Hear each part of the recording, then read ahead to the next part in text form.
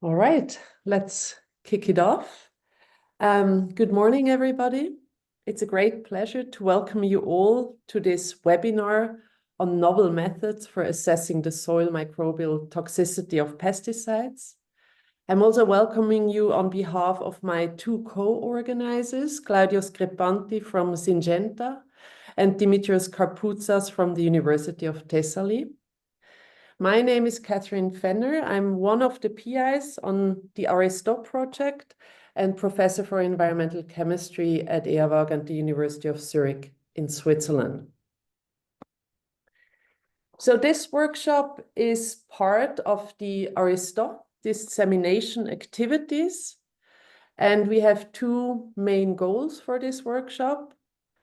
First, as a project that is soon coming to its end, we want to communicate some of the major outcomes of the RSTOP project to interested stakeholders and fellow academics.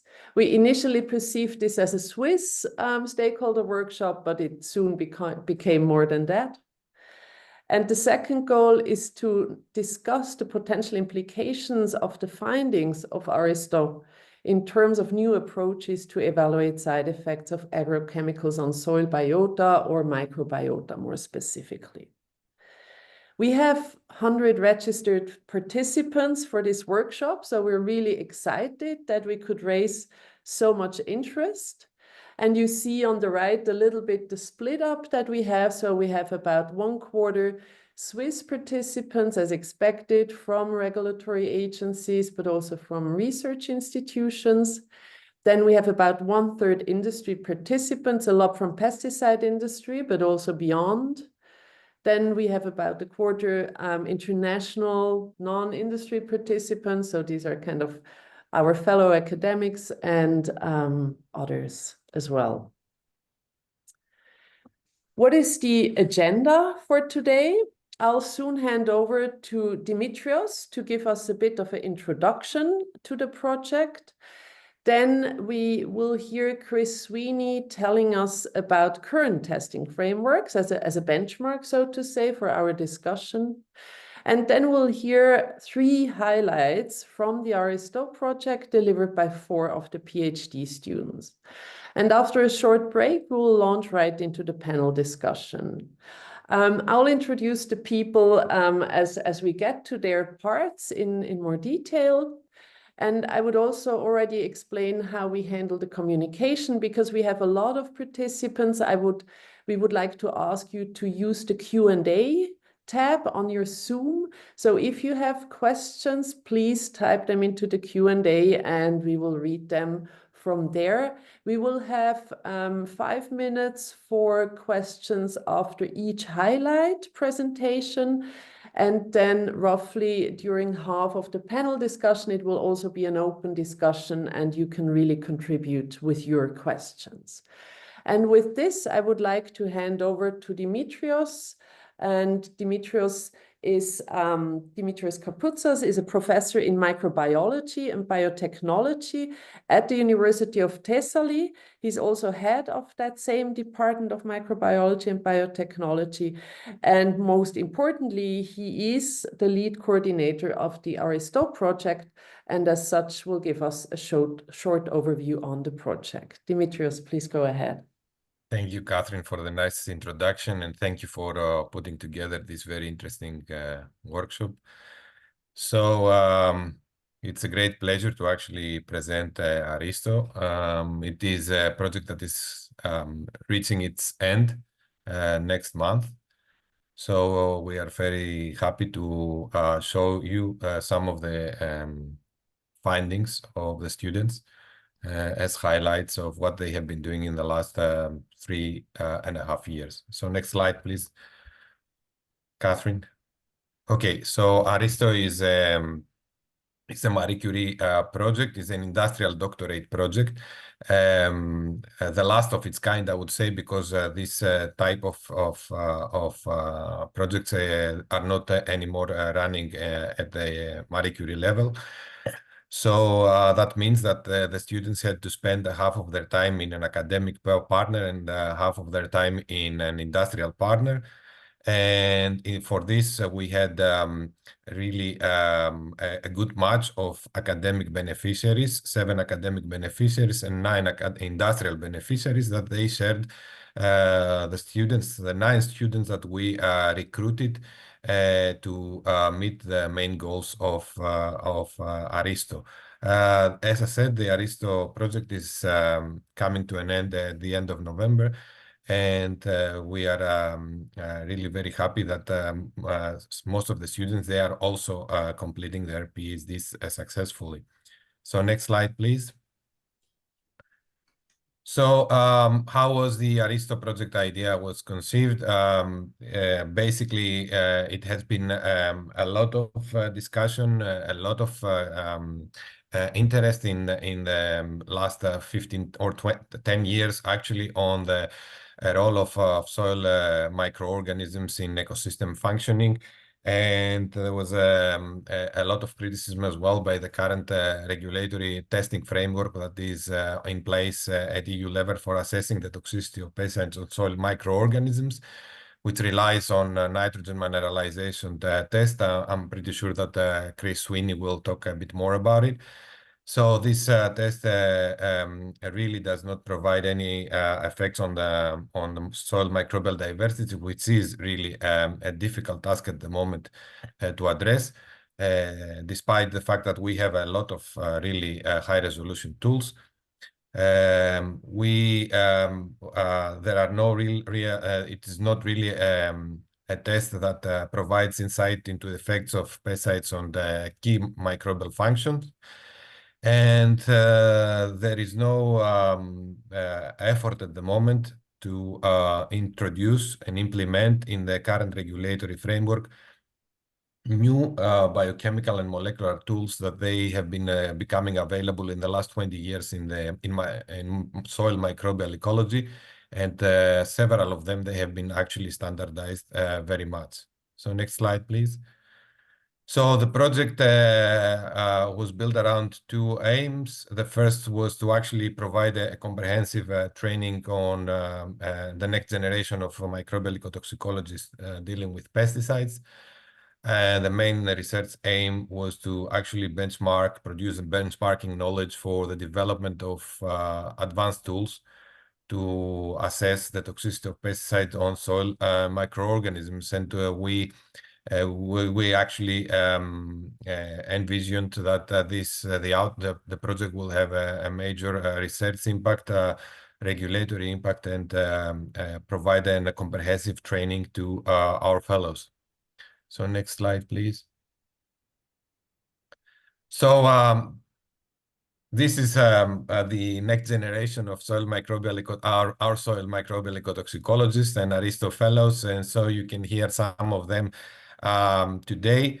So the ones that you see on the left side of the slide, these are our fellows, and these the ones with the yellow colored names are the ones that you would hear today presenting some of their results. And these 9 PhD students, they actually interacted, and they worked together, they got training together, and they spend a lot of time together. So besides the research work that they have performed, they build a social network that I suppose and I hope that it will keep for longer than the duration of the project.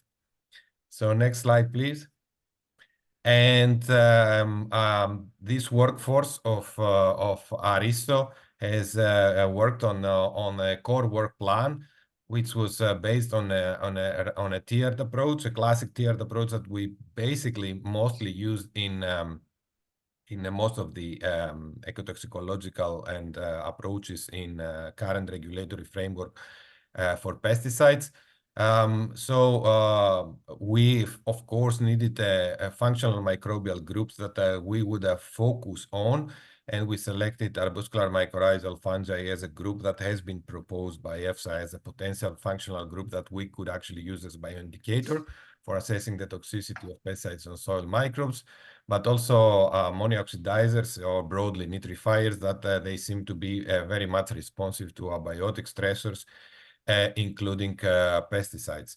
So we build around this core work plan, where we started with development of tests at in vitro scale, targeting ammonia oxidizing microbes, arbuscular mycorrhizal fungi with Eleftheria and margin.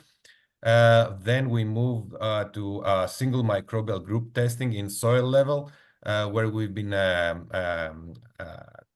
trying to develop methods and tools to assess the toxicity of pesticides on natural soil microbial assemblages of ammonia oxidizing microbes with Laura and arbuscular mycorrhizal fungi with Anna Manoukian. And then we went actually beyond the current common, I would say, framework of the tiered approach, and we further increased the complexity and realism of our testing, where we try to see effects of pesticides on soil microbial networks with Kyra Meyer and along the across the different trophic levels in the soil food web with Marta. However, we were interested in tackling and addressing other areas of that they are considered emerging areas in pesticide risk assessment. So we explored the potential toxicity of pesticide mixtures on the soil microbiota, and also of biopesticides, toxicity of biopesticides on soil microbiota with Camila and Alex.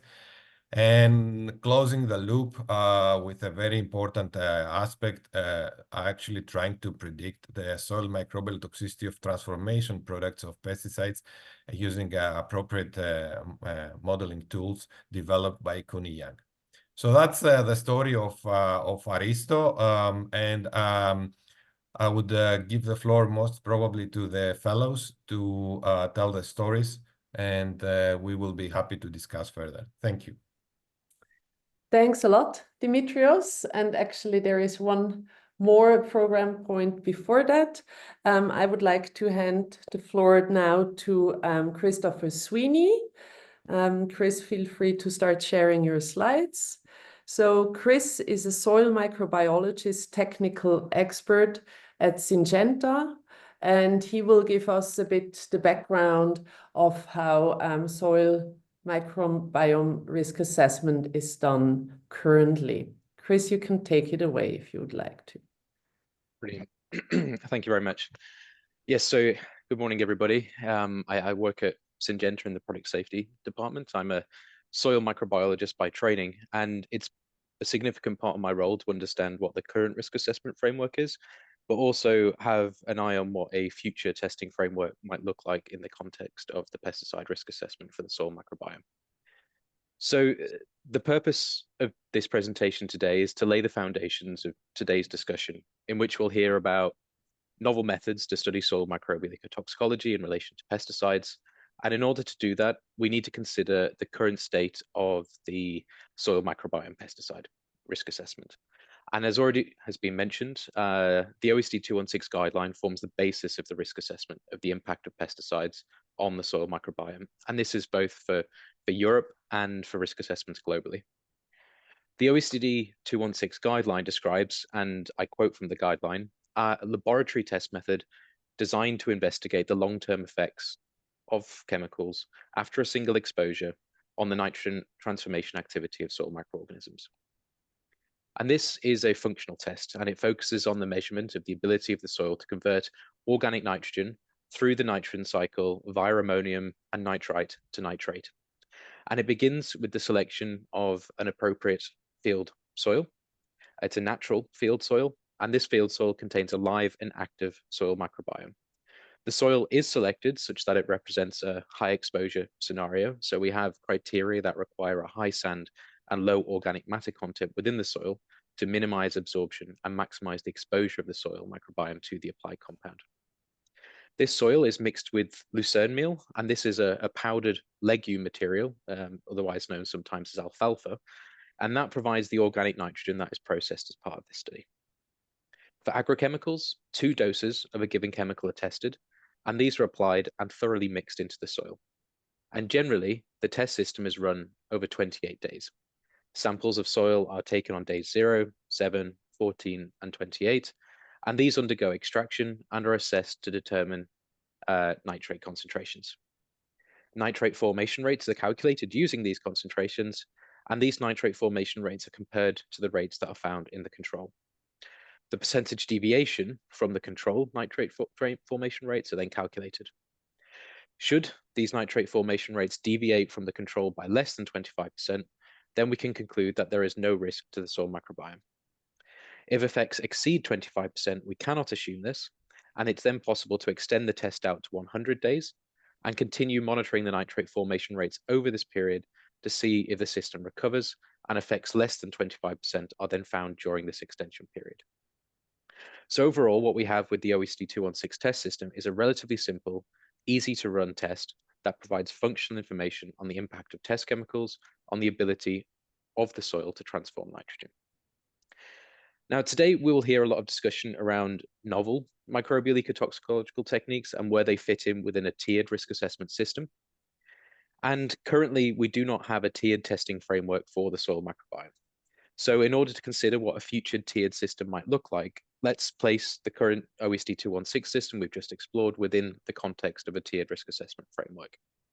And to do that, we'll use the basic outline of a tiered risk assessment framework on the slide in order to help us consider this. And as I'm sure you're all aware, a tiered risk assessment framework provides us with a structured and stepwise approach to risk assessment that allows us for increasingly refined and more complex studies as you move through the tiers. At the first tier, we have studies that can often be in vitro. These could be outside of a natural medium, and they represent worst case exposure scenarios. And at this tier, we want to perform simple and conservative risk assessments to quickly identify pesticides that pose minimal risk and those requiring further evaluation. These studies at this tier are not ecologically complex and are therefore also the easiest to interpret. If a potential risk is identified, we can move through the tiers, building in increasing ecological realism into the study systems to help us better characterize the risk. As we move through tiers 2 and into tiers 3, where we may see things like field studies, the cost and complexity of the studies can increase dramatically. Although the number of compounds requiring evaluation at these high tiers should decrease, as these steps should be reserved for only the pesticides for which a potential risk has been highlighted at earlier tiers. As an example from the earthworm risk assessment, tier 1 studies are conducted in artificial soils. Tier 2 studies could potentially involve the use of natural soils, while tier 3 studies would represent field studies.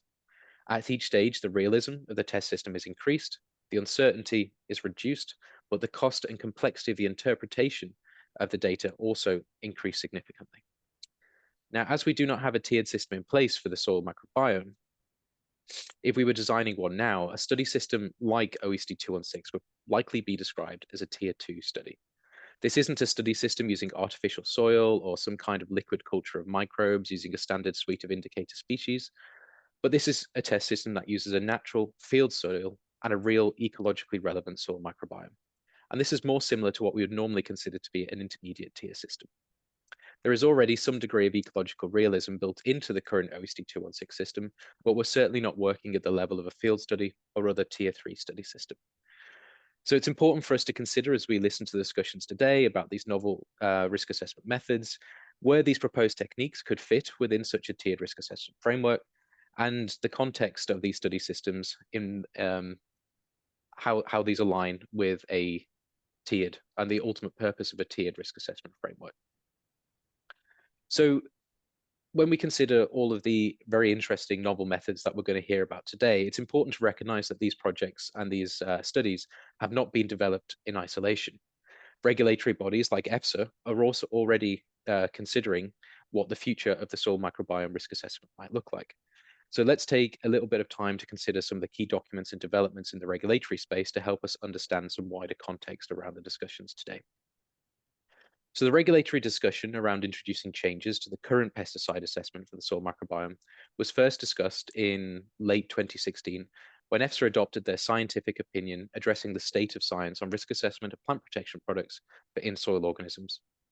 And this was a wide-ranging and extensive document that spans over 200 pages and addresses the risk assessment for both macro and microorganisms in the context of the soil. For soil microorganisms, a number of recommendations were made, which included developing new test methods to assess the risks to arbuscular mycorrhizal fungi, and the current 2-dose test design for agrochemicals within OECD-216 should be adjusted to a dose response design. Many additional relevant topics were discussed, and extensive time was paid to the consideration of which components of the microbiome could be protected within a risk assessment. For instance, was this to be microbial community biodiversity? Should these be functional metrics? Should they be abundance metrics? And what could protection goals relating to these areas look like?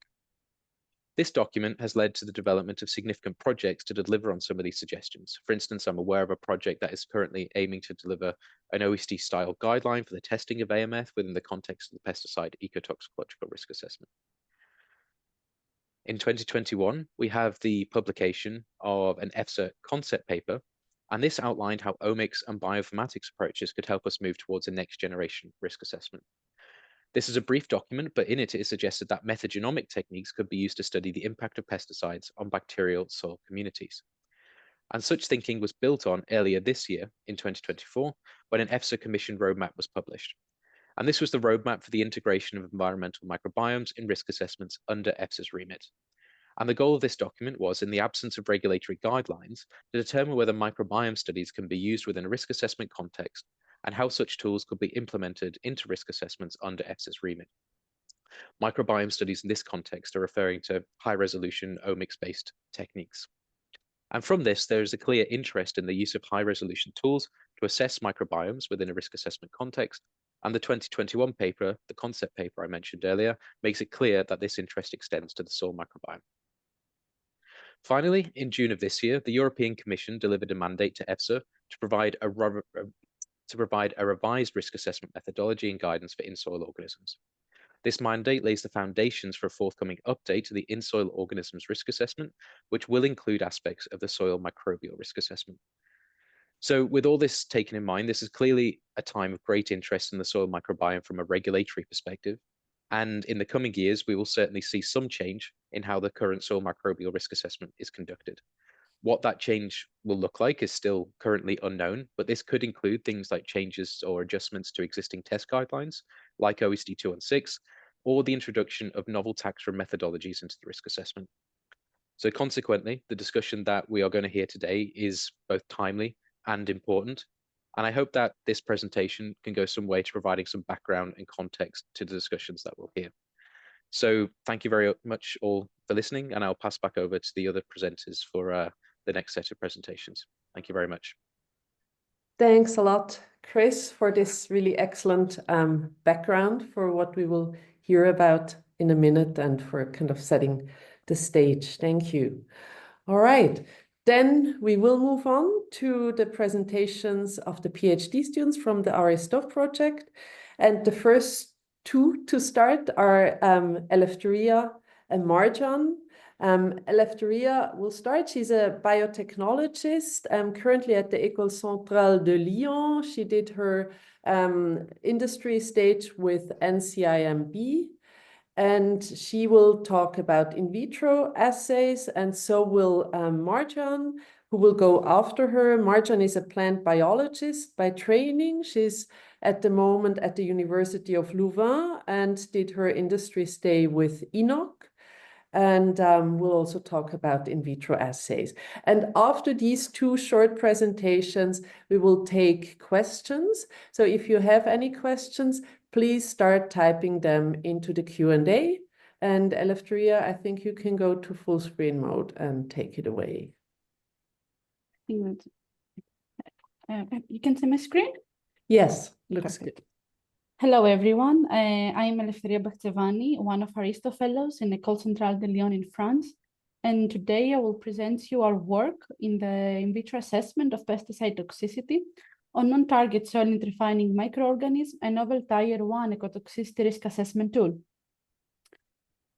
As we know, pesticides are major environmental pollutants, and their toxicity is regulated by European Union framework, which is well established in aquatic and terrestrial ecotoxicology.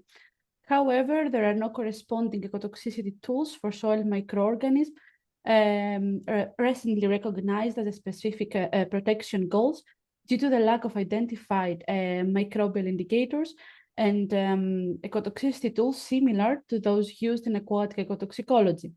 Recent studies have pointed at ammonia-oxidizing microorganisms which participate in the first and rate-limiting step of nitrification are ideal microbial indicator for pesticide toxicity. Due to their key functional role in nitrogen cycle, their sensitivity to xenobiotic compounds, including pesticides, the availability of tools to measure their abundance and the activity both at in vitro and in soil level, and the good knowledge that we have on their ecology, physiology, and biochemistry.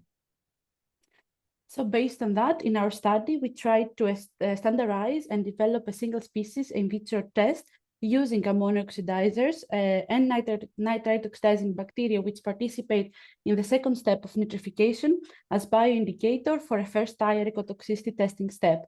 We hypothesized that at least one strain within and between the different microbial group of nitrifiers will be systematically more sensitive and exhibit a clear ecotoxicological response to pesticide exposure.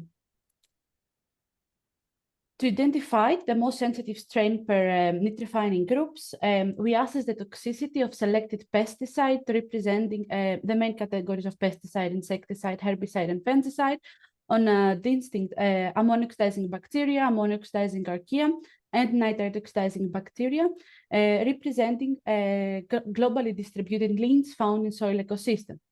The toxicity of the selected pesticide was assessed at the functional level by measuring the nitrite production or consumption of nitrite in liquid cultures, which were amended with a broad range of pesticide concentrations based on the recommended dose used in agricultural practice.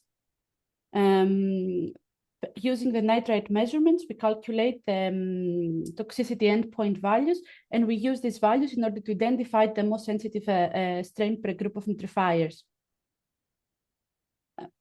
The tested pesticide affect at least one non-target nitrifying strain. According to the EC50 values in ammonia-oxidizing archaea group, we observed that the Nitrosotalia sinensis was the most sensitive strain compared to the neutrophilic AOAs, which showed the same toxicity pattern in all tested pesticides, with only exception humexazole, which was more toxic for Nitrosophila vienensis. A or B strains showed pesticide and strain-dependent sensitivity, with Nitrosomonas urea and Nitrozospira briensis being the most sensitive strains. Nitrozospira is often the dominant liens in soil ecosystem. Therefore, Nitrozospira briensis seems the ideal candidate for risk assessment of pesticide. The effect of pesticides on nitrite oxidizing bacteria was significantly weaker compared to those observed in ammonia oxidizing bacteria and archaea groups.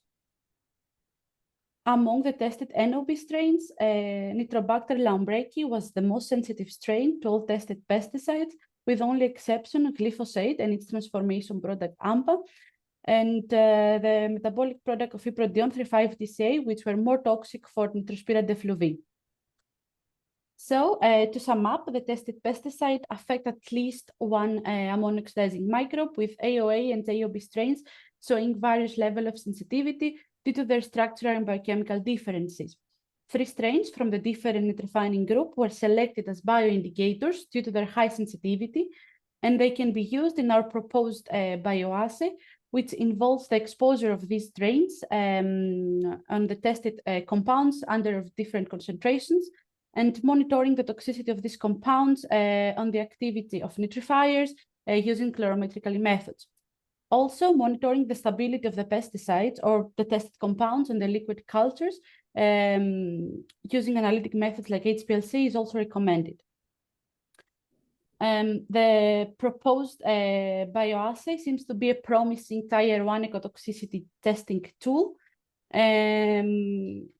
which offer a conservative and reliable approach for evaluation of pesticide toxicity on soil microbiota. Ongoing efforts to adapt this assay on a fast-track, high-throughput format will allow an easier integration into the routine pesticide toxicity testing process. I would like to thank all the people who worked on this project and you for your attention. Thank you very much. Thank you very much, Eleftheria. And we will move on straight away to Marjan's presentation and then take questions afterwards. So if you have any questions, again, please just type them into the Q&A, and we'll take it from there. And with this, Marjan, the floor is yours.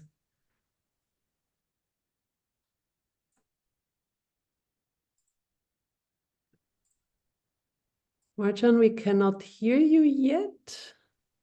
Let me see. Okay. Hello, everyone. Good morning. I'm Marjan Roshan Fekrat, and I'm going to present you my work in vitro assessment of the toxicity of pesticides on arbuscular mycorrhizal fungi. So for those of you who are not familiar with arbuscular mycorrhizal fungi, this is a fungi from the phylum Glomeromycota, and it's an obligate biotrophic fungi that has a role in plant growth promoting. The spore of AMF in the soil in the presence of a root of plants start germinating and produce hypha. This hypha can penetrate inside the root cells and produce a specific structure called arbuscules. During a short time, they can make a mass of mycelium inside the soils and also inside the root cells. So why AMF is important for us in this project? Because they can help plants to absorb essential nutrients that they need faster and in more amount. Also, they can help plants to tolerate biotic stresses and abiotic stresses. On the other hand, we all know that the usage of pesticides in agriculture to have more yields and products, it's inevitable. So it's important to see what role and what impact has this pesticide on AMF. In our project, we verified the impact of 19 pesticides in different variations of fungicide, herbicides, and insecticides on spore germination of Rhizophagos enteroradices.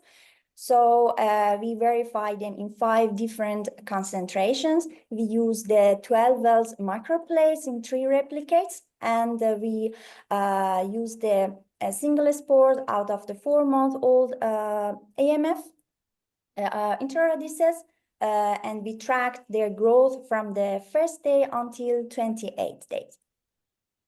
So based on the results, mostly herbicides and insecticides, they had no inhibition effect. Some of them, they had delay effect like etridiazole. In higher concentration, the spores started germinating after 2 weeks.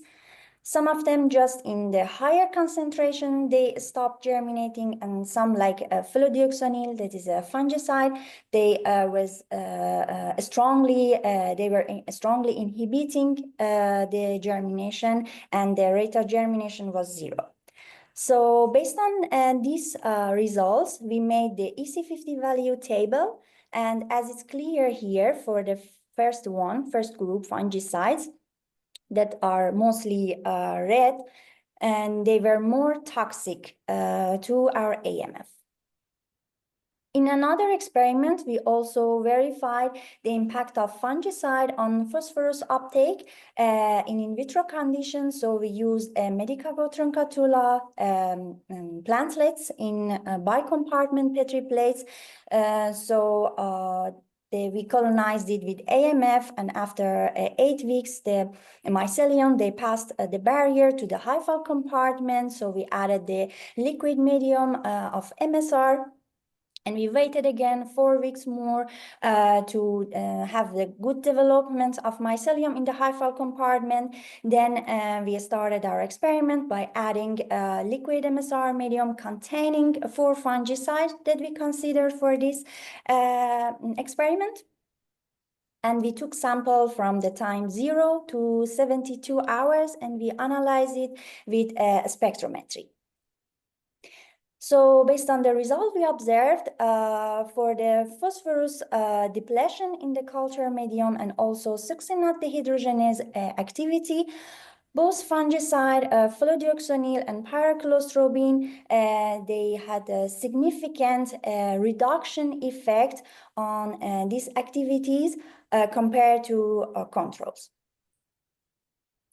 I would like also thank to my supervisory committee from the University of Louvain Inno Company and Hidreka Company. Thank you for your attention. Thanks a lot, Marjan, also for this presentation. So now we would have some time to take questions. And there is already one question, which I think was mostly addressed to the first talk, but maybe it's also relevant for the second talk. And this is a question from Mathieu Renaud from the Ecotox Center. And the question is, could the in vitro method be used for retrospective risk assessment, for instance, using soil eluates, rather than for compound testing? I don't know whether you have thought about this, Eleftheria, if you want to think start. that, yes, the method probably could be adapted for this purpose. Do you see any specific aspects that would need to be adapted? Not sure. We need more thoughts, I think, and more time to think about it. But I think that it's a nice question, and you can adapt this method. Of course, you'll have some problems because ammonium oxidizer is quite difficult to use them. But I think that, yeah. Okay, Marjan, do you want to add? Yeah, I have same idea as the Eleftheria, but yeah, there can be some difficulties as well. If there are more questions, feel free to type them in. I would maybe have one more question, or there is one from okay, let's see. Okay, so there is one question from Eva Lauber.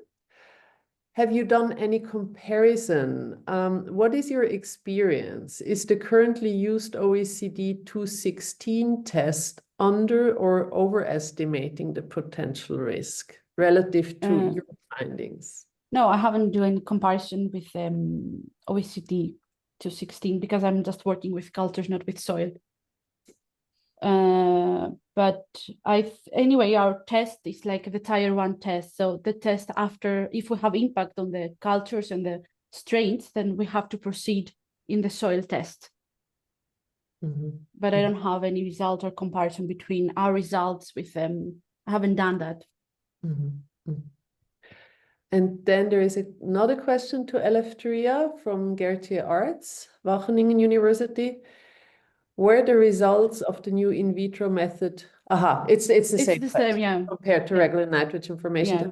Maybe I can add my question there. I mean, you had this like relative toxicity also between AOBs and AOAs and NOBs, right? For the different compounds. Yes. Did you like check how the relative toxicities differ between the different species and maybe also relative to OECD 216? Can you repeat your question, please? Like, was it always the same compound that was, for instance, most toxic and least toxic between the AOB and the AOA? Not all of them had the same pattern. We observed, for example, generally we observed that AOA as a group were more sensitive compared to AOB. So higher toxicity mainly on the fungicide. But some of the tested fungicide affect only the AOB and NOB. NOB generally saw the lowest sensitivity. Yeah. And the calculated EC50 value were significantly higher than the recommended dose. So we believe that the pesticide doesn't affect, it's not very toxic to NOB compared to the rest groups. Okay. Good. I think if there are no other urgent questions, I think there was one just popping up. Let me scroll down from Ingela Dalhoef. Regarding retrospective risk assessment, then yes, to use natural sediments is done in aquatic ecotox, but care must be taken to keep them fully oxygenized. There is also the question of how to normalize. Yes, so I guess this is more an addition to the discussion we've been having. Yeah. Can I add something on this last one? Sure, go ahead. Yeah, I think for aquatic environments, this changes the whole story because the effort was here to actually focus on soil-derived strains. So it will be soil representative strains that we are using for aquatic ammonia oxidizers. This changes dramatically the response because there are much different in requirements, in lifestyle. And so usually in water systems, you have more of ammonia oxidizing archaea being key players in the system. So if we're talking about aquatic stuff, this is a different story. Okay, good. Then I suggest that we move on to the second PhD student presentation. So this will be by Alexandre Pedrinho. He's an agronomist by training, did his PhD or is still working on it at the University of Thessaly, and his industry stay with Metabolic Insights in Israel. And he focused on amplicon sequencing for soil risk assessment. And the floor is yours, Alex. Wait, can you see my screen? Yes, looks all good. Okay. So first, I would like to thank everyone, and I'll present a bit of my PhD that is assessing the toxicity of biopesticides on soil microorganisms. As Catherine mentioned, I've been working with Professor Dimitris Karpouzas at the University of Thessaly and Dr. Ophir at Metabolic Insights in Israel. And I was lucky enough to get two secondments, one in Western University, Sydney, with Professor Brajesh Singh, and one at Bayer with Dr. Michael Marks. And in my PhD, the main question was to determine if biopesticides are non-toxic or less toxic to the soil microbiota when compared to the synthetic pesticides. And to answer these questions, we perform a series of experiments, and we test a range of biopesticides, most botanicals and some microbial derived. And in the first experiment, we assessed the effect of biopesticides and synthetic on the soil microbiota using the traditional OECD 216 based on nitrate measurement. And then we use some molecular techniques, in this case, the qPCR, to compare if we could get similar results. And for that, we target specific groups such as bacteria, fungi, and ammonia oxidized archaea and bacteria. And in this experiment, we observed that qPCR method was able to detect changes in these specific microbial groups that the OECD 216 was not able to provide. And this work was recently published in the Pest Management Science Journal. And with that, we decided to proceed and then move to amplicon sequencing data. So this is the next step so that I'm going to present today. So the idea is to apply the concept of the species-sensitive distribution, that is a method widely used in aquatic environment, to determine the potential effects of pesticides on soil microbiota from data derived from amplicon sequencing. So, and how we could use amplicon sequencing data to construct the SSD. So for that, we perform a microcosm experiment that I'm going in more details. We identify ASDs who the relative abundance follow dose response pattern, the negative one. We calculated the EC50 for those ASBs. And with those AC50s, then we construct the SSDs, and then we calculated the hazard concentration 5% for bacteria, fungi, and protists. So here is the experimental design of this experiment. So for that, we work with 5 biopesticides, 3 in the top, dihydrochalcone, isoflavone, and aliphatic phenol, are plant-derived biopesticides. They belong to the company that I was doing my second part of my PhD. They're still in development. And the 2 in the bottom, spinosad and pyrethroids, are widely used in agriculture. Spinosad is derived from microorganisms, and pyrethroids is a botanical, is extracted from a plant. And chlorothalonil was a synthetic pesticide that we used because we are expecting a negative effect because this compound is well known for its toxicity. Then we worked with two different soils that we call French and German soil. They have different physical and chemical properties. And then we worked with a range of concentrations of these pesticides. So the ones that are in circle, 1.8 and 16.2 are the doses that we selected to measure the dissipation of these compounds on soil. So the low dose, it's close to the recommended dose, and the high dose, it's almost like 10 times the recommended dose. And then for the dissipation, we measure different time points. And then in time 20, that is close to the OECD guideline, that is like 28. So we pick 20 to do DNA extraction. And then we proceed with the amplicon sequencing of bacteria, fungi, and protists. So here are some of the results of the experiment. For the dissipation in general, we observed that the biopesticides and the synthetic, they presented fast dissipation on soil. In general, the recommended dose, the low dose was way faster than the 10 times. And here we call attention for the chlorothalonil, especially in the German soil, the red line, where we had 15 days in order to have the DT50. And then for this presentation, I'm going to focus on some data of protists because it's a lot of data for like a short presentation.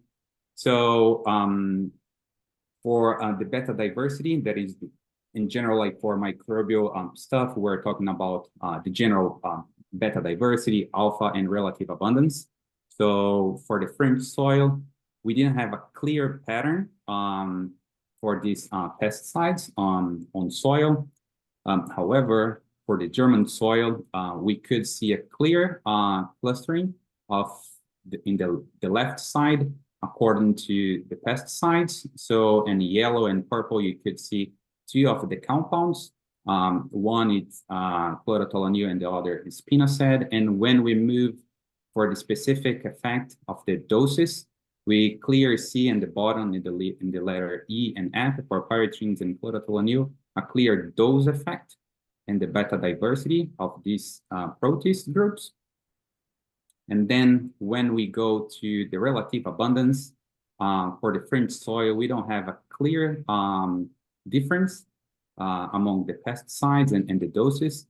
But when we go to the German soil for pyretrines and chlorothalonil, we clearly see an increase and a decrease in some specific groups with the high concentration of these compounds. So this is using the traditional approach in microbial ecology, just assessing the beta diversity, alpha, and the relative abundance. So this gives you some information, but we try to use this in a context of ecotoxicology. So then we decided to construct the SSDs.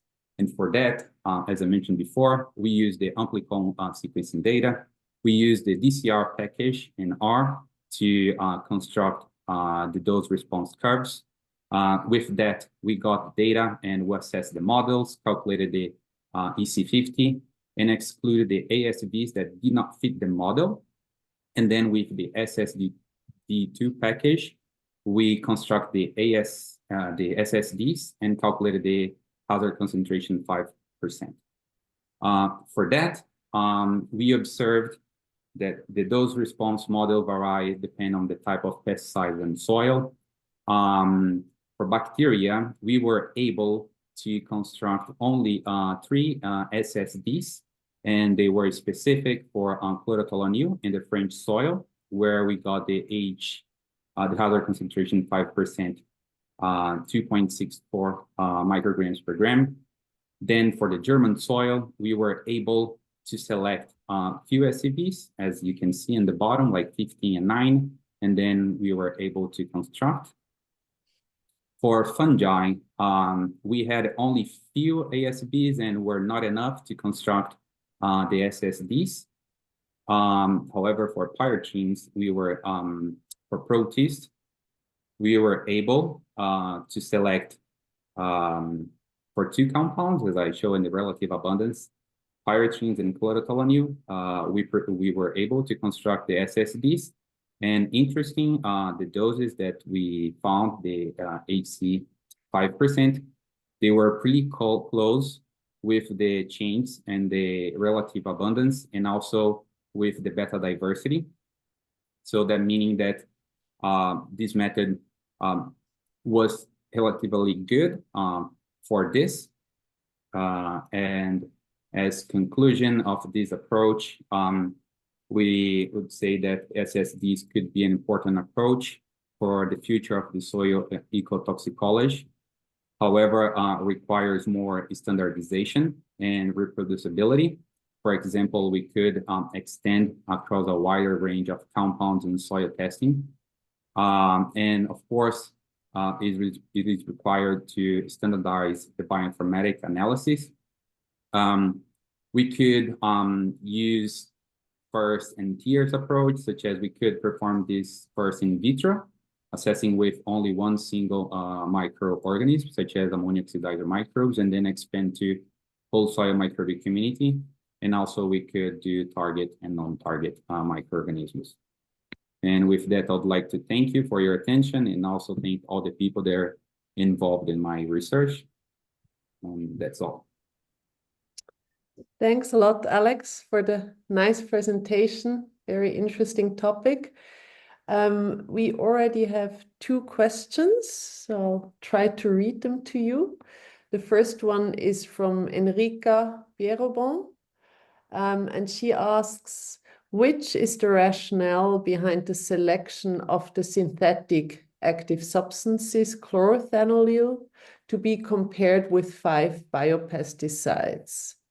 So why these 6 compounds? Why that one synthetic one? Yeah, the biopesticides I used before in my experiment, the first one, when we compared the OECD approach with the qPCR. And we use chlorotoluene because it's a synthetic pesticide well known for its toxicity on soil microbes. So the idea was to test a pesticide that we know that is toxic to microbes, that we were expecting negative effects, and such as we observed negative effects of chlorotoluene with these biopesticides that usually they don't have that great negative impact. Thanks. Then there is a question from Pia Kocik from the German UBA. Which trigger did you use for the evaluation of clear or significant effects in species composition? So I guess mostly from a statistical point of view, right? What did you consider a significant effect? I assume in alpha and beta diversity. Yeah, we use the traditional approach, like consider like P05, but I didn't understand like the clear, which is like the species composition he's talking about is the relative abundance, or is the construction, the SSDs? I didn't understand. The beta diversity, most probably. Oh, the beta diversity. Yeah, we use for that one we use the NMDS, and then we use the Permanova to see the differences. I hope that answers the question. If not, please just ask again. And then we have as a last question Ulrich Menke from Bayer.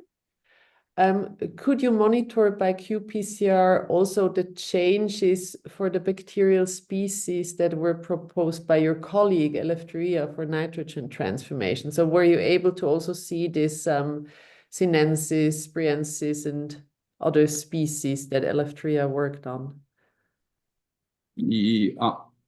This for the first experiment or the second experiment? If it's like for the second experiment, we didn't use qPCR. And for the first experiment, we used qPCR, but was targeting the group ammonia oxidized bacteria in archaea, we are not like working with like specific primers for a specific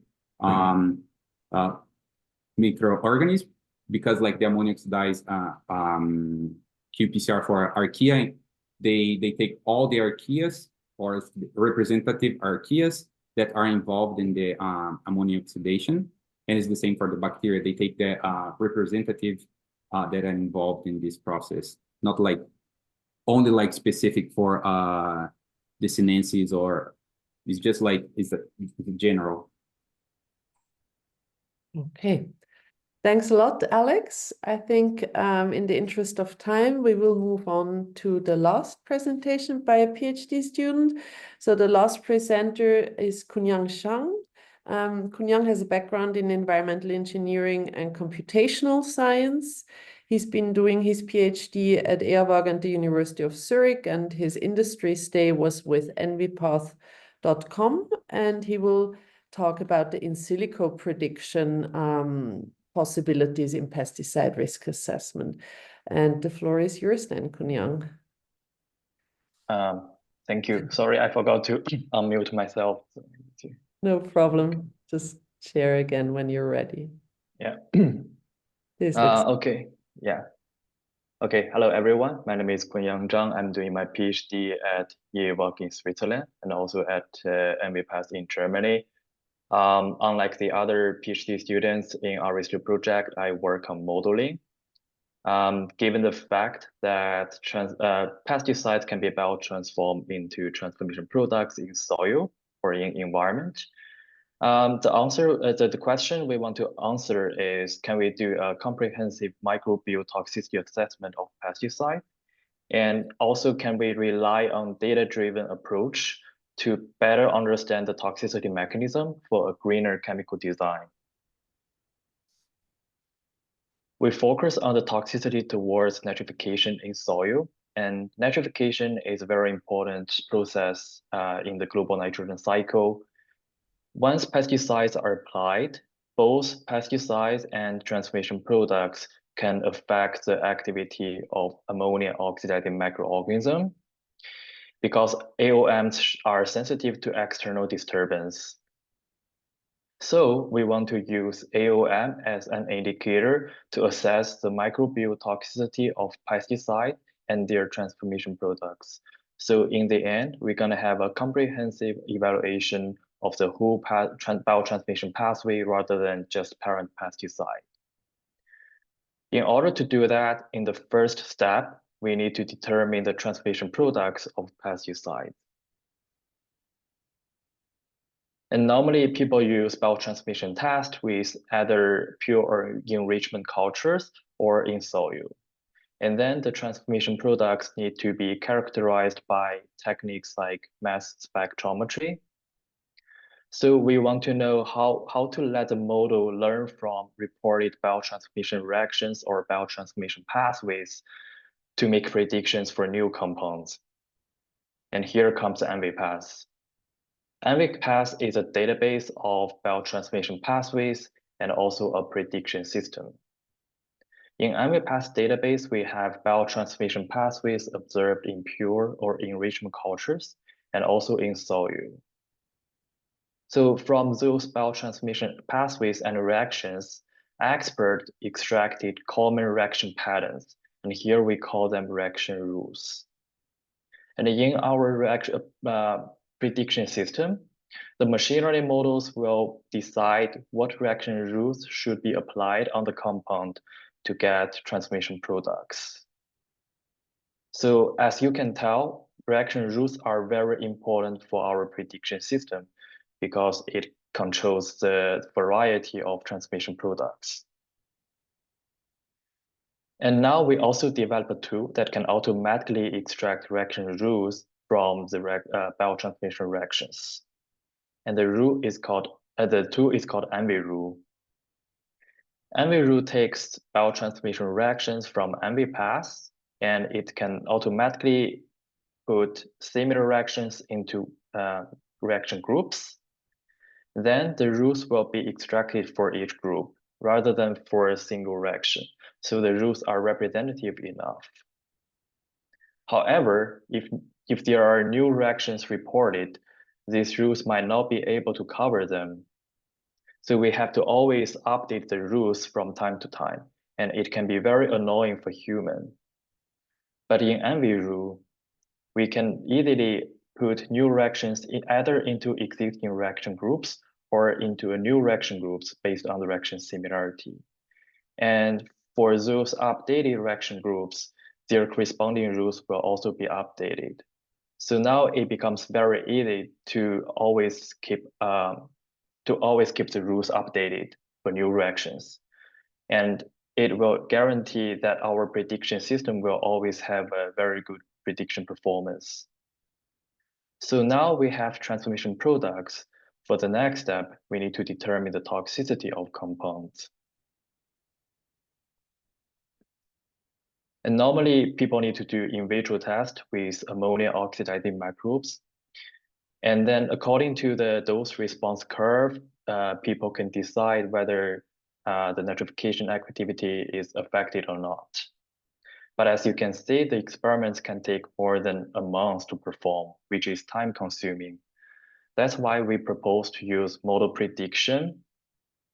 Our model takes molecule as an input, and first the model represents each atom and chemical bonds with a set of numeric values. We call them features. And then the model allows the neighboring atoms to exchange information. By doing this, the model learns the geometry of the molecule. And then in the next step, in attention component, the model learns to focus on structures that are important for prediction. For toxicity, it is very important to know what structures affect the toxicity. Only by doing that, we can better understand the toxicity mechanism. The challenge in this project is we could only find about 300 compounds that have experimental data. That might be far from enough to let the model fully understand the toxicity. Then our strategy of resolving this problem is we let the model first learn from some related properties, then fine-tune the model to predict toxicity. And it is called transfer learning. Nitrification is controlled by ammonia monooxygenase, AMO, and it is a membrane bound enzyme. And we also know that the compounds with higher log P values are more likely to affect the membrane functionality, also including the membrane bound enzyme. So log P has been used by people as an indicator of baseline toxicity, which is very related to the toxicity towards nitrification. So if our model can already make very good prediction for log P values, then it will be also easy for the model to learn toxicity. That's why we pre-train our model with a much larger log P dataset that has about 100,000 compounds to first learn the baseline toxicity by making prediction for the log P values, which we achieve very good prediction performance. Then we fine-tune the model to learn the toxicity towards nitrification. That's how we improve the model through mechanistic understanding. And also with the help of attention component, we could identify structures that are important for making prediction of the model. And we can further quantify the contribution of those important structures so that we can distinguish important structures that are that increase the predicted values and the structure that decrease the predicted values. For toxicity, it is important to know both, because when designing for new chemicals, we can avoid the structures that increase the toxicity, and we can also use the structure that decrease the toxicity to replace those toxic structures.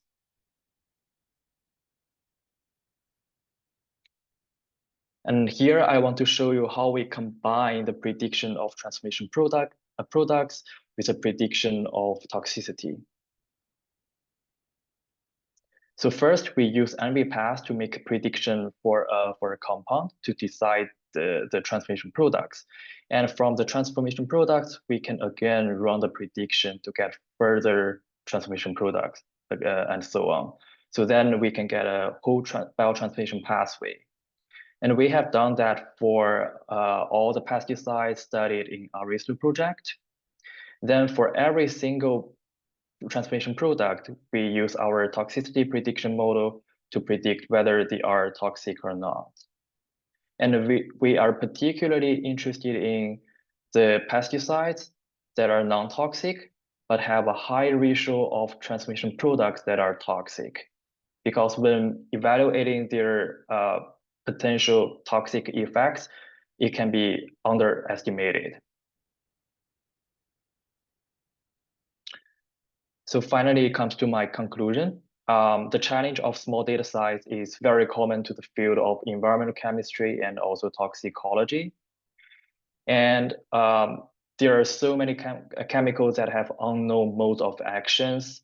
For example, in the EnviroTox database, only 60% of chemicals have known toxic actions, while the others have unknown toxic actions. But we can use transfer learning with baseline toxicity to explore those specific modes of actions. And in our model, it is possible to identify important structures with attention component. And we can also distinguish whether they make positive contribution or negative contributions. So that's all. Thank you very much for listening. Thanks a lot, Kunyang, for your presentation. Are there any questions for Kunyang? So far, the Q&A is still empty, but we'll maybe give it a few minutes to see whether there are any specific questions also from the panel members. If you have a question, you can also just speak up. Yeah, can I ask something? Sure.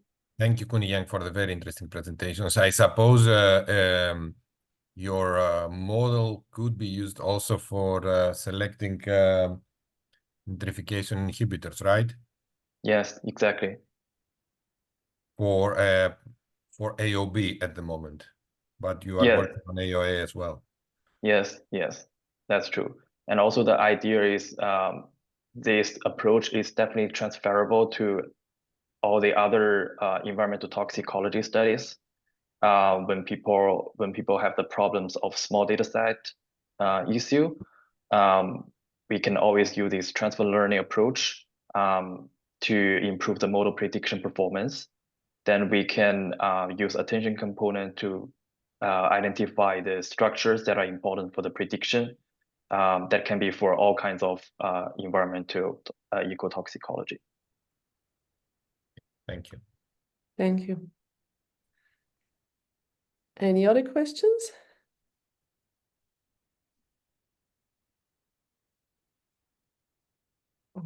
Okay, I think if that's not the case, we are nicely on time, which means we have now a roughly 7-minute break. We start then with the panel at 11:15. So I hope to see you all back at 11:15 for the discussion. Thanks.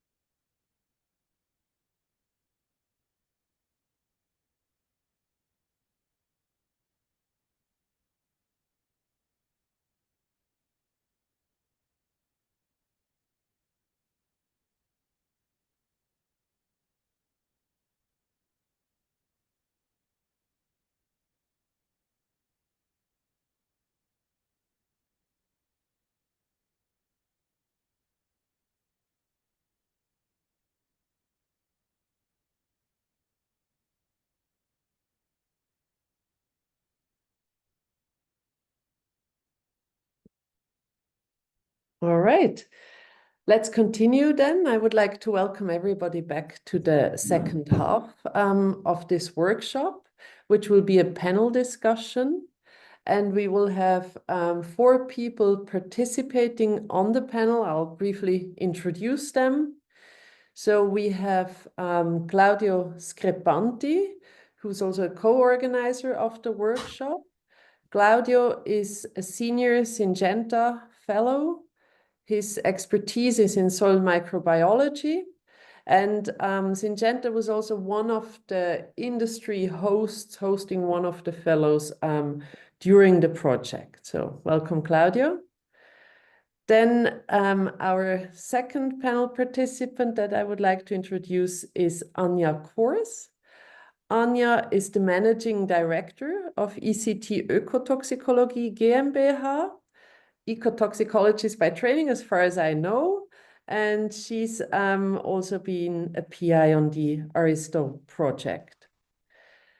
Then we have as a third panel participant, Fabrice Martin Laurent from INRAE in France. Fabrice is the director of the Lab of Agroecology and has also been one of the PIs on the project. And finally, as a fourth participant, we're very happy to have Marco Candolfi. He is on the Aristo Advisory Board and is the managing director of Eurofin's Aquatic Ecotoxicology GmbH. And these are our 4 panelists. The procedure will be as follows, that I will start with a few questions that each of them will get a chance to answer, hopefully. This is about half of the time.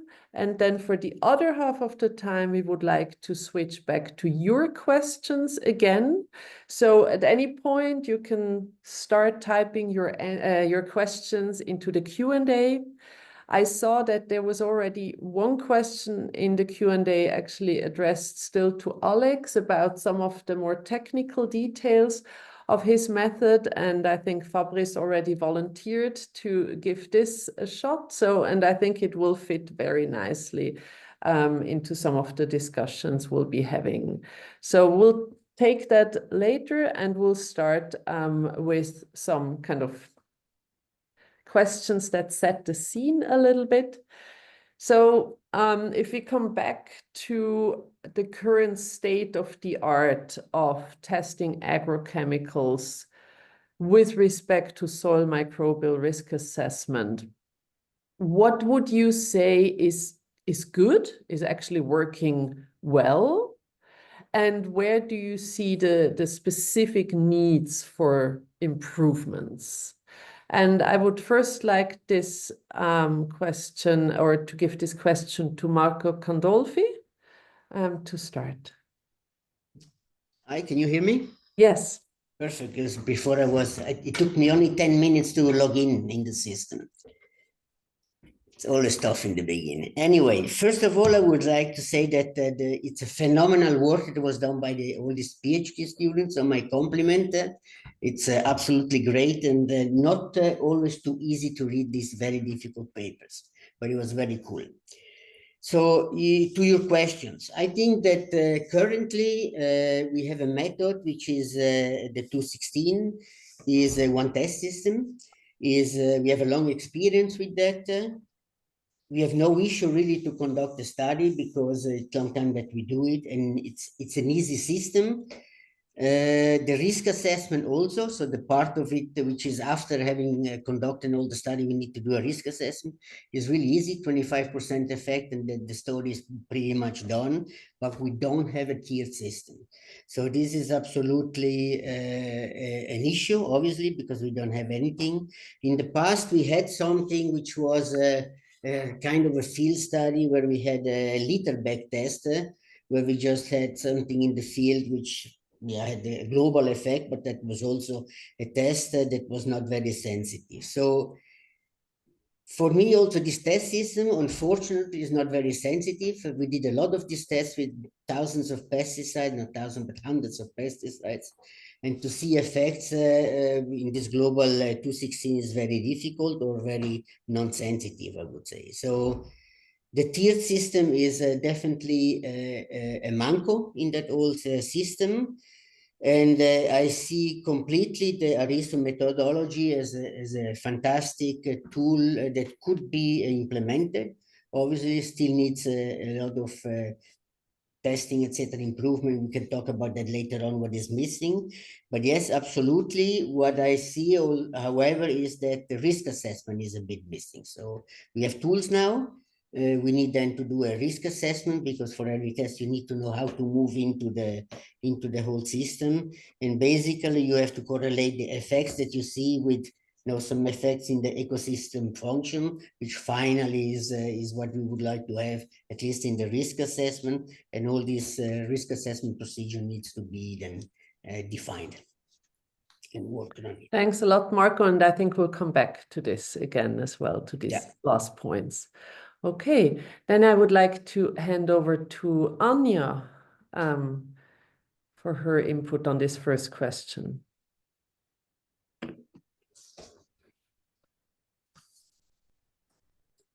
Anja, you're muted. Yes, I think you're still muted. I'm sorry, I was double muted, so now I'm unmuted. So yes. So first, thanks for your compliments on the students here. I believe also that they did really great work, and we got really some interesting results regarding the single species test, a potential in vitro test that could be used at the tier 1 step. What you're right, Marco, is that we still miss a little bit this link to the risk assessment. So the question that came up in the discussion, what is these results that they have for the pesticides, would that change anything in the risk assessment of these compounds? That's a question that we did not really tackle in this work so far. Regarding the tier 2 system, so the OECD 216, I repeatedly hear, so during the project now also from you, that it's not a sensitive test system. So, but saying something is not sensitive means that it lacks to detect an effect. So it kind of assumes that there is an effect that we should be detecting. And that is a question that is, in my opinion, really still a little bit open. So with which test would we detect an effect that an OECD 216 is indeed missing? And if this is the case, what would then be the tier 3 test? But as we say, there's no basically effects, mostly no effects detected in the tier 2 test. Why would we need a tier 3 test in the end? Because the risk assessment is not moving to a tier 3. So we did in other projects in Aristo, we did a little bit of field studies and looking at microbial endpoints. There was no time to present this here today, but we looked a little bit at this. And the key finding was basically that the parameters of the soil properties are much stronger determining microbial endpoints than any pesticides that we applied, even at very high concentrations. Okay. So if we would move to a tier 3 system, I think that is a really important thing that would need to be taken in consideration. Thank you. So much for now. For now. Thanks, Anja. Fabrice, would you like to also comment on this first question? What is already good, so to say, in current microbial risk assessment, and what would need to be improved? Thank you, Catherine, for giving me the opportunity to answer to this, to propose an answer to this question. And I would like also to thank all the presenters of this morning. This was really interesting to hear. And we can see the important advances that have been done during the Aristo project. So I will start with the existing. So as a microbial ecotoxicologist and also microbial, I'm doing some microbial ecology. Of course, I'm a bit disappointed with the current status of the environmental risk assessment towards some microbes, because we all know that there are millions of microbes, billions of microbes in the soil, millions of species, a lot of processes that are carried out by these microbes. And when considering the the regulation on pesticides, we do have only one test targeting the OECD 216, like we said. It's already 1 point that is good, but it is far not enough to see possible impact on microbial diversity and supported survey ecological functions and soil ecosystemic services. So as you may know, there are several done that have been done by EFSA in different scientific opinion, like it was underlined by Christopher in his talk. And in particular, a series of endpoints has been proposed, like nitrification and arbuscular macrophaga fungi to be followed. And I would say that some more work will be done as EFSA will launch a KIC ERA meeting in December to take into account soil microbiome in the assessment of adverse effects of pesticide and other regulated stressors. So I would say that much more has to be done. And Aristo is a real first step in the process by proposing a range of indicators at different tire scenarios that can be applied in the future. But of course, we need to continue this work in order to link it really to possible effect observed at different tire scenarios. This is my first. Thanks, Fabrice. And then Claudio, would you please also give your opinion on this first question? Yes. Good morning, everyone. And I would like also to join the rest of the panel to congratulate the students for all the hard work and the way they presented. Now, coming to the question, I think what is important, it was already alluded, is this type of output of Aristo came quite timely because there was all this discussion ongoing, and Chris actually raised a show the timeline from EFSA and other groups. I think some of the points proposed are interesting. We said the tier approach, definitely. This is was mentioned from other panelists. We think is very, very, very important. Was mentioned the aspect related to the simplicity of the OECD 260, which have, the flip side of the coin. On one side, today's we have so many access to many different technologies. So OECD was entered in 24 years ago, more or less, 260. And now we have access to many different technology. We master in some extent. There was an interesting, an example with the work done by the students. But again, we need to make sure that they make sense as well, all these new approaches. I found also valuable, the modeling side, a first attempt to look inside the specific endpoint that Kunyang presented.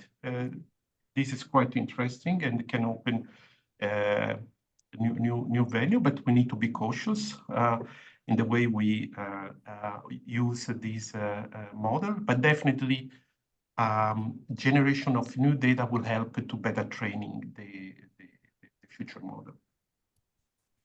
In terms of where we need to look, I think it was alluded at the beginning, OECD 260 is a global approach, and this is a little bit the foundation. And what I think we should do more is benchmark. This was not just raised now, but also generally broadly from the community. I think it was one of the few questions that were raised in the discussion.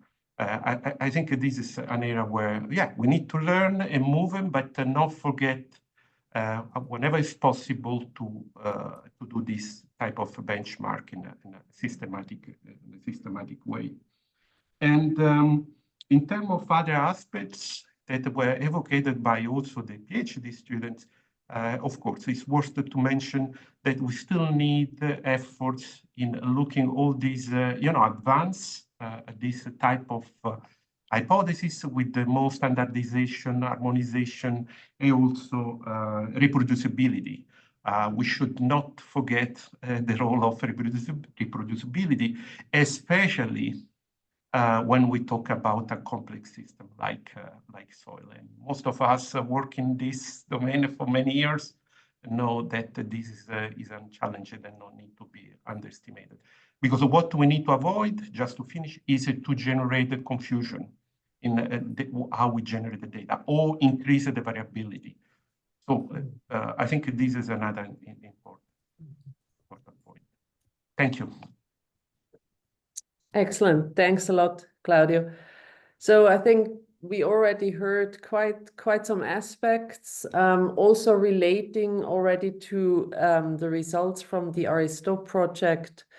And these would probably be the next two questions. Maybe we can take them together. It's kind of, to what extent do you think that the methods that have now been developed in the Aristo project move beyond what we have, or what the regulatory state of the art is? And how fit for purpose do you think these approaches are already, or what would need to be done next? And maybe you can just focus on what you think is like the most important or exciting or most important next step, so to say. And I would maybe then start with Anya for this. So thanks, Catherine.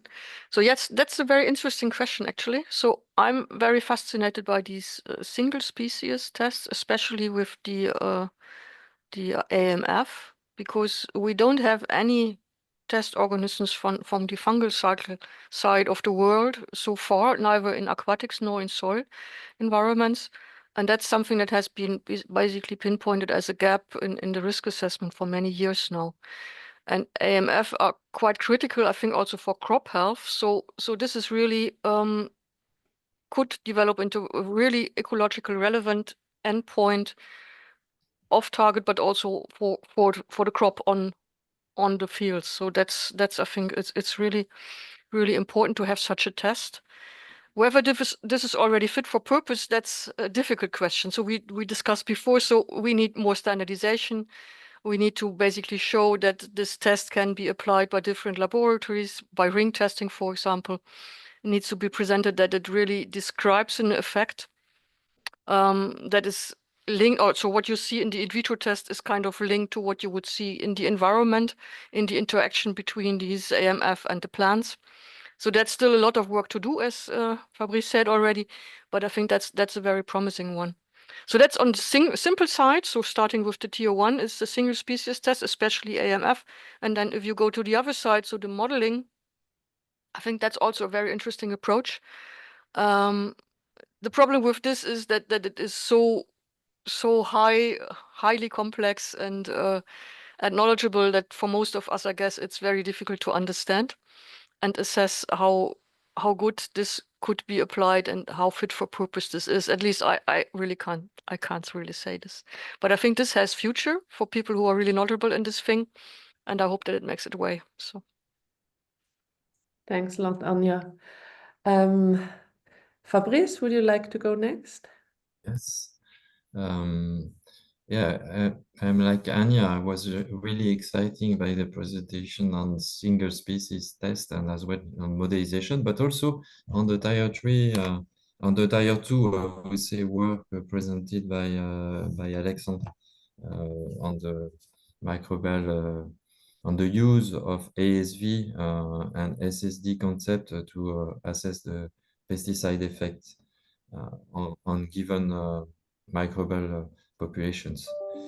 But as already said, I think that there is a huge work to standardize the procedure that have been developed here in order to validate them and to be able to use them even in non-research lab, I would say. And this is a huge work because, as you may know, I have been involved in several ISO standard development, and it's not an easy task because you have also to get the agreement of the others.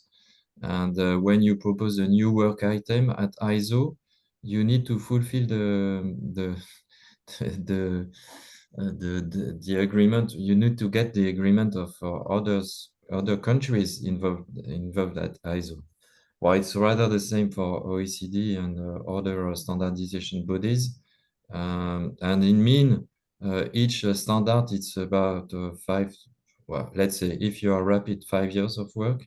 And if you are not so rapid, it can be 10 years because you need to have national ring test, international ring test. And when your standard is out, you also need references, threshold to be agreed on in order to be able to use it in a proper way and to make the good recommendation, because as Claudio underlined, we have to avoid to make too much noises, I would say, under possible misinterpretation of the results that we are able to produce. And so for this reason, I think we have a lot of work to be done. But I believe that the new generation of Aristo researcher may help to that, but we have to go broader also. So maybe if I may add here, so there was this one question still in the chat by Christoph Brenzinger. Yes. About using NGS. The question was, how do you address the challenges posed by the lack of standardized methods, e.g. ISO or OECD, when using next generation sequencing in soil risk assessment, like primer differences, database differences, downstream statistical analysis, read counts, and so on? Do you believe that authorities would accept this approach at the moment? And I think, Fabrice, you already kind of talked about this in your statement. Would you dare guessing how many more years it will take to really standardize this to a point where it will become acceptable to authorities? So the first point I can say is that, of course, until now there are no standards on that, but the Microbiome Earth project in the USA proposed already a range of standardized methods available on their website, but this is not a standardized body, I would say. So currently at ISO, there is a discussion on the possibility. So, we have already a standard for soil DNA extraction, and we have another standard at ISO level for qPCR, quantification of microbial groups. So these are the first two standards related to soil microbiome study. And unfortunately, until now, we did not get an agreement among the countries to propose the new work item on amplicon sequencing. Just because the statement of the scientists that are present there, representing the 21 countries that are partner of ISO, is that there are too many methods available, and we cannot reach a kind of agreement on which one can be standardized. And so for the moment, we are a bit stuck in the middle of nowhere. And recently, we proposed to, instead of having standards, we can have a technical specification, which would be the first step. And then after a technical specification, you can go for the true standard. And then when you got the standard, then you can go and try to discuss with EFSA in Europe or US EPA in the USA and other regulation bodies. Thanks, Fabrice, for that perspective. I think that was a nice addition. We have Dimitrios who raised his hand, so I'll briefly give you the floor, Dimitrios. We tried to keep it short because we still want to hear Marco and Claudio as well. Yeah, just very briefly, just to take on the question about the NGS and how optimistic we are about getting accepted by regulatory bodies. Well, at the moment, we are not very optimistic, let's say, let's be honest. However, we should state that things are not that bad. Okay, so the technical part is pretty much standardized. So which primers we are going to use, what is the conditions and everything, and soil DNA extractions and everything. These are pretty much standardized. Everybody is using the same methods. There are quite good standards available. And for bacteria, fungi, and protists, this pretty much determined. I would say most of the labs, if you go and ask, they use the same protocols. The question starts when it goes to the processing of the data. So that's where we need to actually the pipeline of analysis of the data is an issue. So I would stop here. I think that's the major issue. That is where we should focus on this. How to implement amplicon sequencing data in a regulatory context. That is where we have to actually take decisions and focus our actions. Thanks, Dimitrios. Claudio, would you still want to come back to these two questions? You know, how are the methods within Aristo moving beyond the regulatory state of the art, and what do you think, do we still need to make them fit for purpose? Again, if you can maybe focus on one aspect that is particularly dear to you. Yeah, if you allowed me, I would try to briefly touch two aspects, just to show to the rest of the community some of the, the challenges that we have when we handle with this topic, even though most of us are experts on this. The first one is around the mycorrhiza, an important keystone taxa. Pleased to see the research how it's evolved and the function that this microorganism has. There is some watch out we need to see is related to the translation. When we move from some of the work we do in the lab, what really is the function of the mycorrhiza in the agro-ecosystem. So this aspect is still in some extent the debates, but definitely is an area where we need to invest a little bit more. An aspect that personally, professionally, I face challenge sometimes is to reproduce some of the work that has been published, not because they're not genuine, but again, because the soil and the system is so highly variable that it became quite very challenging to even find, in our internal work, a standard that, consistently show an effect.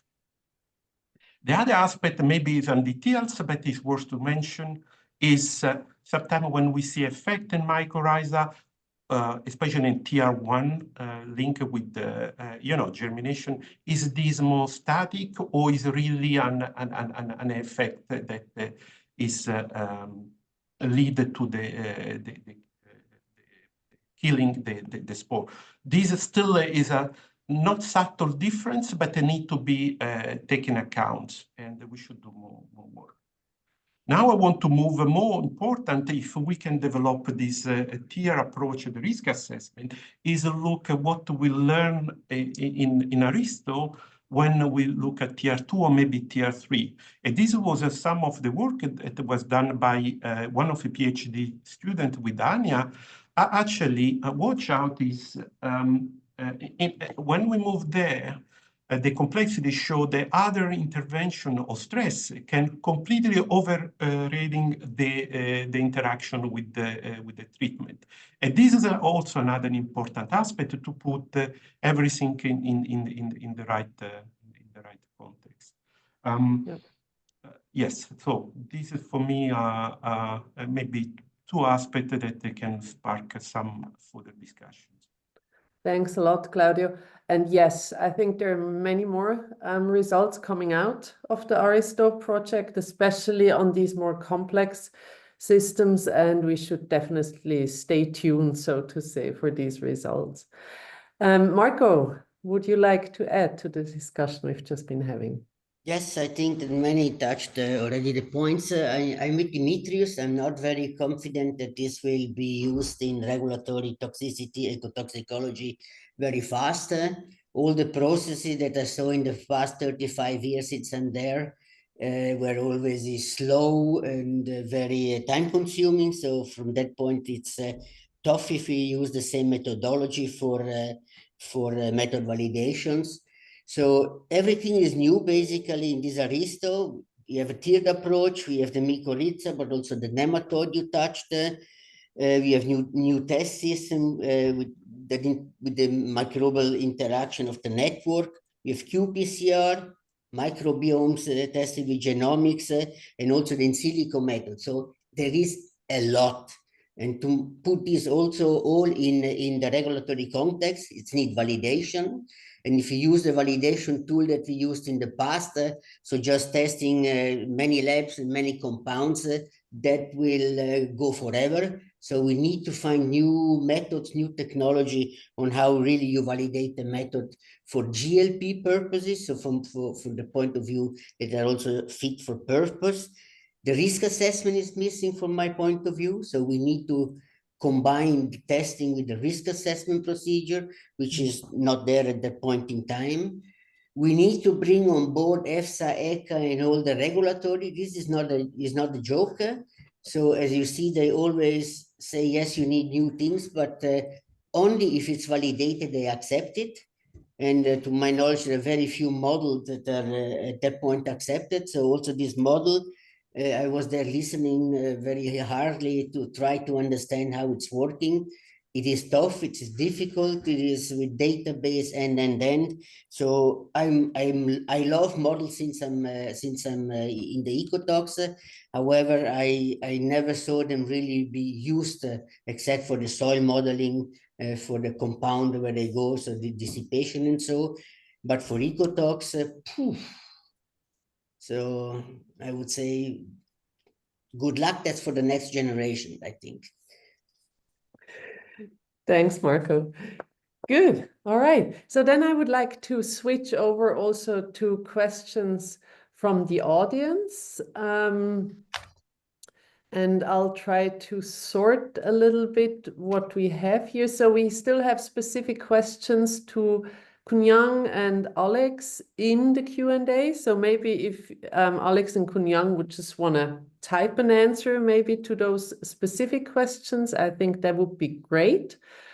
So then I think the most general question perhaps is from Steve Mons, Syngenta. So he's asking, do the panelists have any views on what might be considered ecologically relevant effects in these kinds of assays?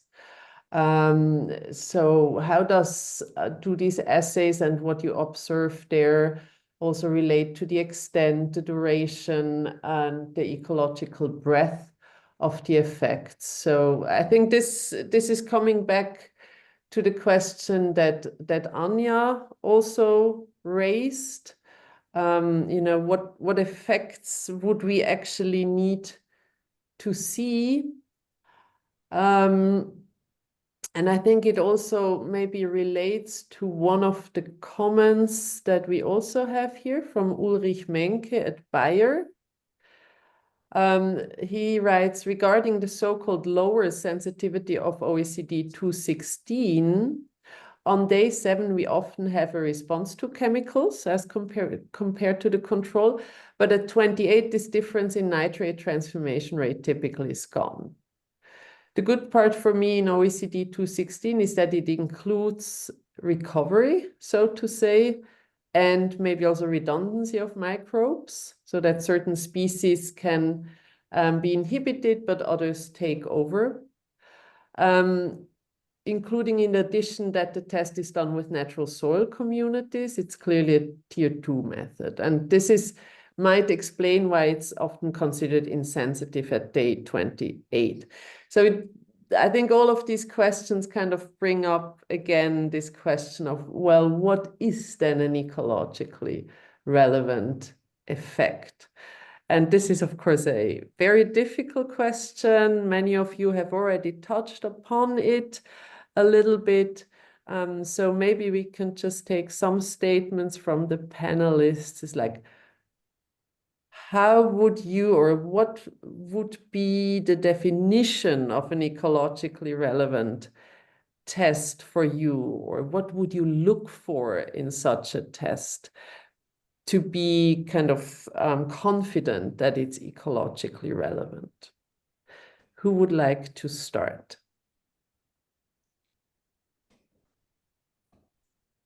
Maybe I can start. It's not an easy question, but in the PhD thesis of Camila Drocco, who was part of the Aristo project and co-supervised by Anya Kors and Aimé Sport in our lab, we combine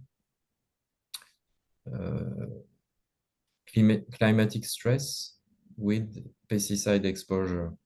So to answer to the question, I would say that an ecologically relevant effect could be an effect that do not allow the soil microbial community to tackle other stresses that can be found in the environment.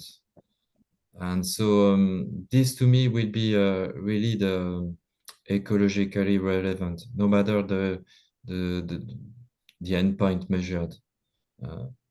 If you first induce a stress by a pesticide exposure, and that following even the recovery of the endpoint measured, you got a trouble to tackle another stress, this will be ecologically relevant.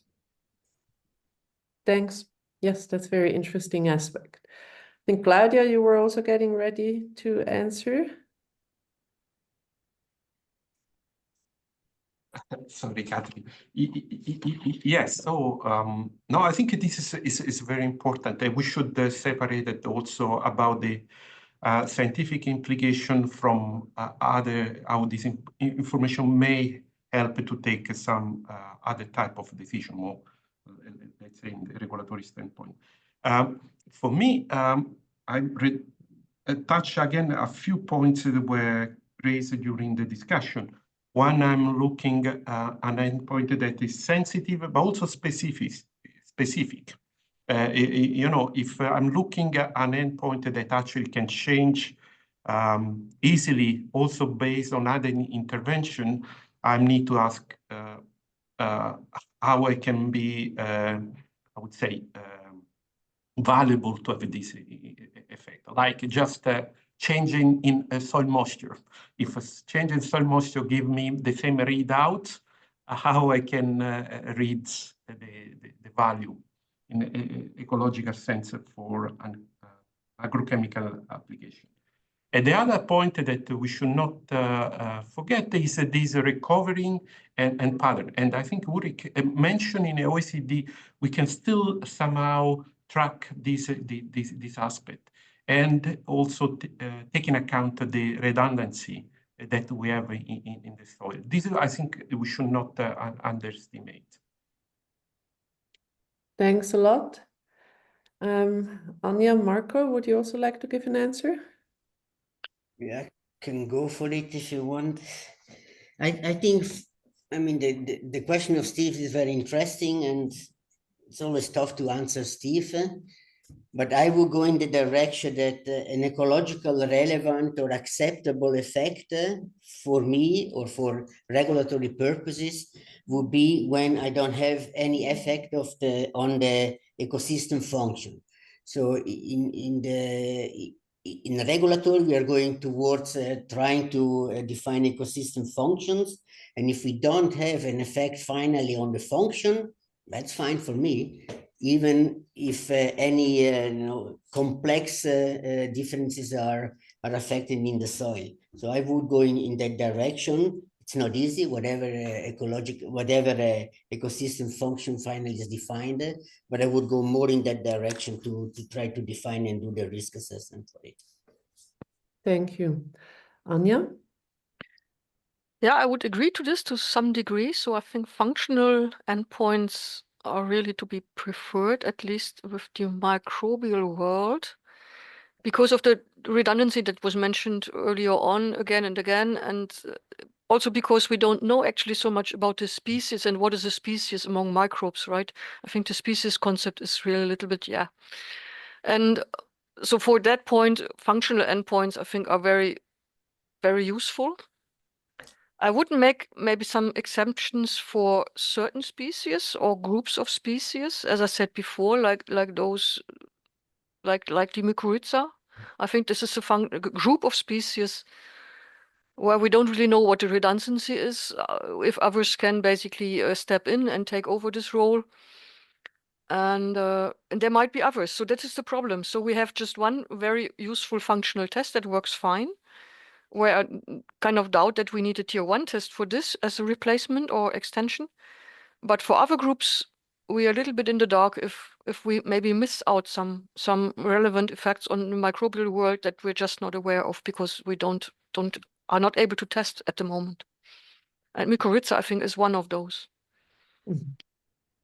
Thanks a lot, Anja. Fabrice, quick response. Yeah, maybe regarding mycorrhiza, two points. So first, the ISO standard on the existing one on spore germination is under revision currently at ISO, and it might be possible that that a new ring test will start on that. And the second point on mycorrhizae, this is really a good point that you raised, Anja. For the moment, we do have even some difficulties to understand if a spore is really representing of a fungal species, because as you may know, each spore of arbuscular mycorrhiza fungi contain several hundred to 1,000 copies of nuclei, and we know that there is an heterogeneity in the composition of these nuclei. And so we don't even know what are the propagules of this arbuscular mycorrhiza fungi. So to assess a possible redundancy, it is not doable, I think, at the moment. Okay. So we are in the dark regarding this matter. Thanks, Fabrice. So since we're getting close to the end of the workshop, I just want to mention that there are a few more comments also in the Q&A. I think one comment that is very clear is we need more validation for these new methods. Also that the definition of function in itself is challenging, right? Because what is a function and what is an effect on the functional will depend on the protection goals. So there is the link to the risk assessment there. Enrica Pierrobon also mentions again this idea of cross-checking now the outcomes of the OECD 216 method with the first tier methods that have been developed in the Aristo project. I don't know whether Dimitrios, you briefly want to comment on the plans in this respect? Yeah, I think this is in the plan actually. I mean, it makes sense to check. I would say to comparatively look at that if we consider that these single species tests are considered as tier 1 and the OECD is considered a tier 2. So our hypothesis should be that tier 1 would be less conservative than tier 1 testing.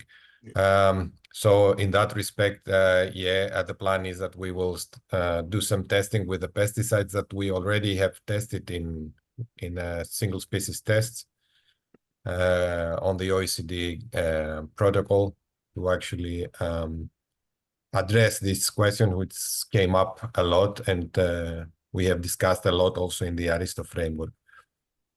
Excellent. That sounds great.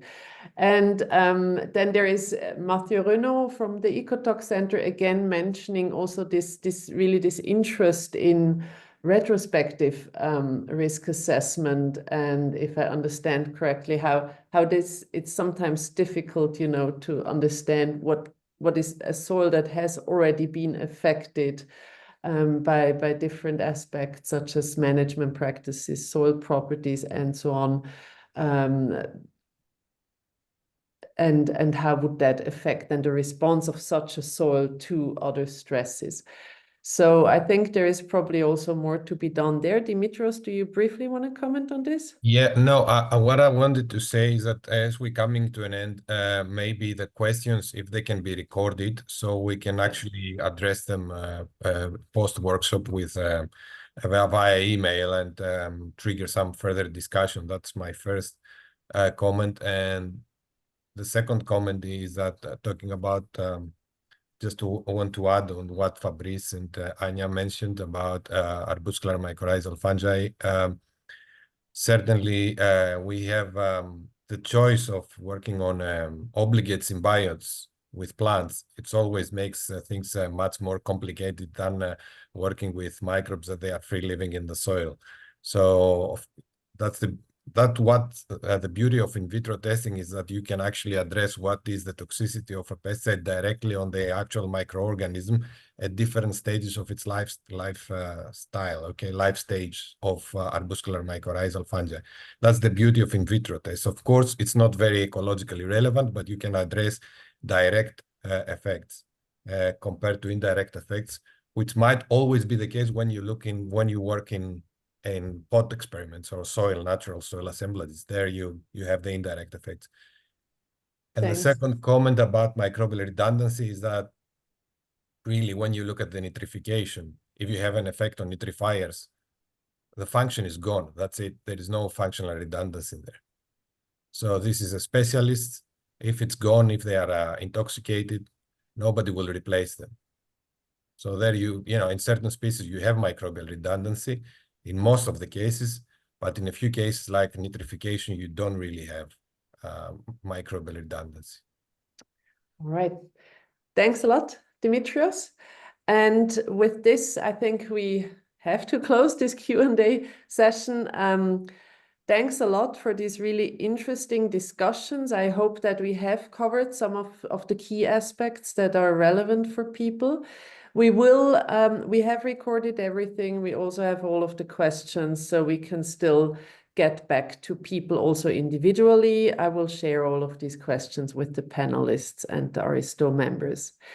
So with this, I would just like to thank all the presenters again, and also all the panelists. Also special thanks to Kunyang Shang, who helped me in the background with setting this all up and keeping me calm.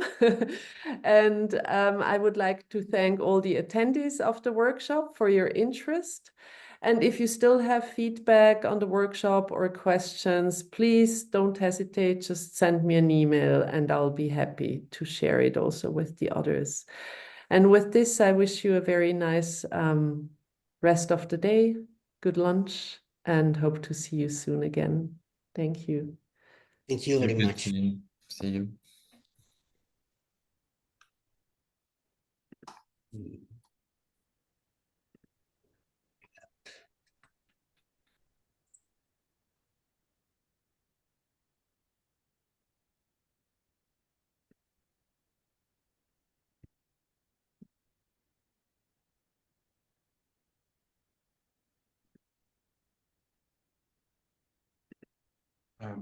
Maybe, Catherine, we can stop recording. Yes. Oops. Yeah.